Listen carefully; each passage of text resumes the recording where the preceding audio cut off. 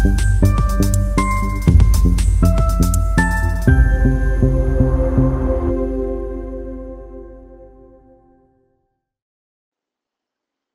को 12 घंटा बिजली मिलने हेतु गोंदिया शासकीय निवास गृह में सांसद डॉक्टर प्रशांत पड़ोले ने महावितरण के अधीक्षक अभियंता और समस्त महावितरण के अधिकारियों को आदेश दिए।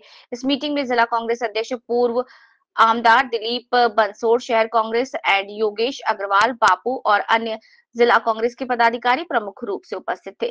सांसद डॉक्टर प्रशांत पडोले ने गोंदिया जिले के लोगों की विद्युत विभाग की समस्या सुनी और अधिकारियों की समस्या का निराकरण के आदेश दिए। इस मीटिंग में उप सभापति राजकुमार, पप्पू पटेल, पवन नागदवड़े, अमान रघाटिया, अमान तिगाला, बाबा बागड़े, योगी भलावे, नागर रत्न बंसोड़, आशीष चौहान, सार्थक बोरकर व अन्य कांग्रेस के पदाधिकारी और कार्यकर्ता उपस्थित थे।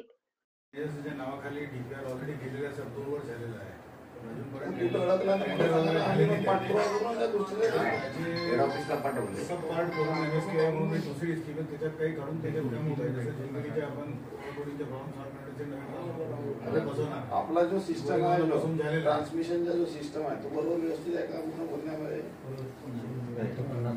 ट्रान्समिशनच्या म्हणजे सर दोन पार्ट, एक 132 सबस्टेशन आहे, सो ते आमगावमुळे आमच्या गावात बिघडली. हे म्हणलं तुमच्या सिस्टमचे कसं सर्किट आणि हे सगळं तर होणारच आहे. डेव्हिजन चालू करा म्हणून सांगितलंय आम्ही. तुमचा इन्फ्रास्ट्रक्चर सगळ्यात पहिले डेव्हलप व्हायला पाहिजे. कुठं असेल कमजोरता असेल तर तुमची स्टडी पाहिजे का कोणत्या क्षेत्रामध्ये किती जामनला काय, जामनला कसं आहे, ते सगळी तुम्ही स्टडी करा आणि त्याच्या हिशोबाने तुम्ही मेंटेन करा का तुम्हाला लोड किती लागते.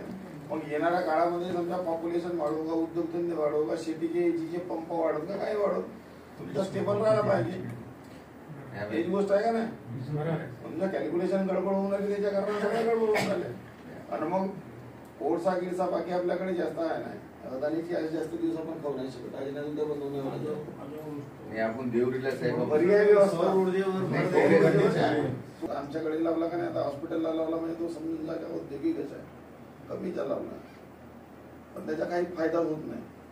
तुम्ही कसं आहे, कधी कधी एका बिल्डिंगला तुम्ही 3 पेजचं मीटर देता, फ्लोअर वाईज देता, त्याला कमी पैसे भरावे लागतील. आज आमची पूर्ण एकच दिला तुम्ही मीटर, गणकन तो बेसिक चार्ज राहते तो सीधा सीधा 13,000 न 15,000 जाते, तो प्रत्येक महिन्याला भरावं लागते. मग तुमच्या त्या सोलरच्या फायद्यात नाही होत ना काही, आणि वरून तुमचे ते मीटर खराब होतात सोलरचे कॅल्क्युलेट करणारे मीटर. त्याची ते तुमची जिम्मेदारी नाही, त्यांची ते टेस्टिंग करतात त्यांची. मग तुमचं अवेलेबल नाही म्हणतात. माझ्याकडे वर्षभर नाही लागला, माझे सांगून म्हणतात वर्षभर नाही लागला तर वर्षभराचे जो जेवढा जनरेशन होता तो माझं नुकसान झालं. सोलरचे वेंडर होते त्यांनी ते मीटर विकत आणायच्या आणि 5 वर्षाची गॅरंटी असायची. मग समजा फॉल्टी साहेब मालूम आहे का, तुम्ही याचे त्याचे नाव नको द्या. नाही, आता तुमचे जे अधिकारी ते अधिकारी ते मेन अधिकारी म्हणजे याच्याकडून हेच चालतील, ह्याच कंपन्या चालतील, दुसरे चालतील. आता सिस्टम चेंज झाला सर. जे काही फॉल्टी झाले ना ते आम्ही MSDCL कडून बदली करून राहिले सगळे. आता हा जो प्रॉब्लेम आहे कसं सॉल्व्ह कराल तुम्ही, काही बनणार का?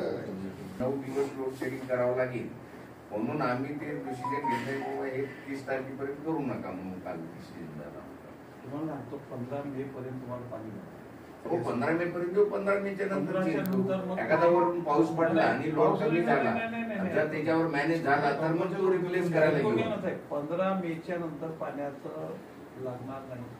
हो ना, तर 1-2% लागला तर खूप, पण 15 मे पर्यंत पाण्याची गरज आहे आणि म्हणून ते चालून आपल्याला ठरवावं लागेल. जसं उदाहरणार्थ तुमचं वाढलं पाणी तर आवश्यक आहे शेतकऱ्यांना. मला असं म्हणावं लागेल कुठंतरी ठरवावं लागेल, पाणी इकडच्या भागाला इतके घंटे, तिकडच्या भागाला असं काहीतरी करा. नाहीतर काय होऊन जाईल, त्यालाही नाही मिळणार, यालाही नाही मिळणार, रोज तुमच्यात लोक. नाही, आता शेड्यूल झालं, कमीत कमी 10 तास मॅनेज करा असं सूचना दिलेली आहे. आणि कमी झाला तो आपले गावठाण बंद करा, पण शेतीवाल्याला आणखी एक माझ्या 9 ठिकाणी आता नवीन जे आपले राईस मिललाही लोड मोठा लागते ना, 24 घंटे चालवतात. त्याच्यामुळे नाही तुमचं ट्रान्सफॉर्म आपला लोडवर काही इफेक्ट येते ना. आणि एका बाजूला शेतीचे पंपही चालतात, दुसऱ्या बाजूला राईस मिलही चालतात. याच्यामध्ये कुठंतरी काय कमी जास्त करता येईल, त्यांना कुठं काही ब्रेक करता येईल का, काही हे तुम्हाला प्लॅन बनवावं लागेल ना. आम्ही बनवलं फीडर सेपरेशनचे काम सुरू आहे सर आपल्याकडे. वेळ लागेल. आज आपल्याला आज वाचवायचा आहे याचा विचार करायचा. मग आम्ही 10 तास देतो. 10 तास म्हणता काय काय म्हणता तुम्ही 10 तास म्हणता काय म्हणता तुम्ही मला हे सांगा तुम्ही तुमच्याकडे आकडे कुठून आले 8 तास भेटत आहे 8 तासामध्ये 2-2 तासांना तुमची बंद होत आहे ते लाईट ट्रिप होत आहे कुठली हे घ्या तुम्ही पाहिजे किती कास्तकाराचे फोन आले परेशान होऊन गेलं कुठले आकडे तुम्ही 11 तास देतो म्हणता आधी चिडवता तुम्ही ते आकडे बरोबर नाही देणार तुमचे सगळे काय प्रॉब्लेम आहे का तुला गोरेगावला? गोरेगावची गोष्ट आपल्या एक सोनी फिडरवर आठवून मग तुम्ही आठवून यायचे म्हणजे गोष्टी नाही आता बघा तुम्ही 8 तासही जे देता ते पण चला सोनीकडे मी चला तुम्ही आता तुम्ही म्हणताना गाडीत बसा झालं तुम्ही प्रत्येक गावाचं वापर तितकी आपण एक्सटेन्शन करतो सर. एक्सटेन्शन नंतर कसं आहे तुम्हाला सांगतो, तुम्ही वारंवार म्हणतो ग्रॅव्हिटीनं पाणी नाही आहे हा पाईपनं पाणी आहे. जेवढी लाईट राहील जेवढं घंटे चालेल तेवढाच पाणी त्या बाजूत जातो. ग्रॅव्हिटीचं पाणी काय तो कंटिन्यू येतो म्हणजे लाईट गेली की पाणी थांबला तिथे. तो शेतकरी पुढच्या बाजूमध्ये पाणी देऊ शकत नाही कारण तुम्ही मधामध्ये ब्रेकडाऊन जर झाला तर तेवढा आणखी त्रास वाढते. आता तुम्ही 8 तासामध्येही कंटिन्यू नाही देऊ शकले.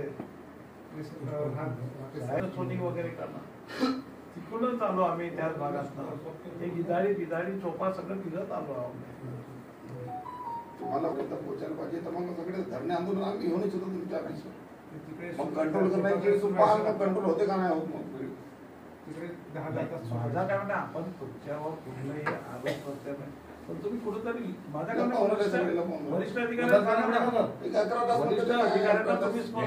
डिसिजन झालं सर अरे तुम्ही 11 तास गेले 8 तास आता म्हणून गेले ते 8 तास आतापर्यंत आम्ही आतापर्यंत 11 तास लावले तिथे अगोदर आम्ही 12 तासाचा दिला होता परंतु ते इंटरनल सबस्टेशन मुळे मध्ये 8 तासाचा आला. आता कालपासून आम्ही सांगितलं सगळ्यांना की बाबा 10 तास द्या. आज किती तास दिले तुम्ही रेवतकर? आपला 10 तासाचा जो आहे तो कुठे आहे? नाही सर ते 10 तास आपण आता आपण 10 तास केलो म्हणतो पण तुम्ही सरळ म्हणतात की आम्ही आज 8 तास म्हटलं मी आता जे आलं त्यांनी सर 8 तासाचं तेव्हा 3-4 दिवसापासून बाकी तर आपण 10 तास देऊनच राहतो ना आधी. मॅनपॉवर वाढवा कारण मॅनपॉवर वाढवाल तेव्हा त्यात इमर्जन्सी मध्ये ठेवा तुमचे लोक सगळे ते करावं लागेल. काय होतो सिंगल माणूस आउटसोर्सिंग म्हणा आपले एम्प्लॉई ठेवा नाही 15 मे पर्यंत कसा करता येईल? आम्ही पण तुमची समोर दिसते भरताना म्हणून तर सर आपण वाढवतो. तेही लोक त्रस्त आहेत. आता अर्जंट बेसिसवर त्या दिवशी कोडशिवने आम्ही शनिवारी जाऊन चार्ज करून आलो आणि लगेच लोड बायफर्केशन करा बोललो त्यांचं होते तेवढं.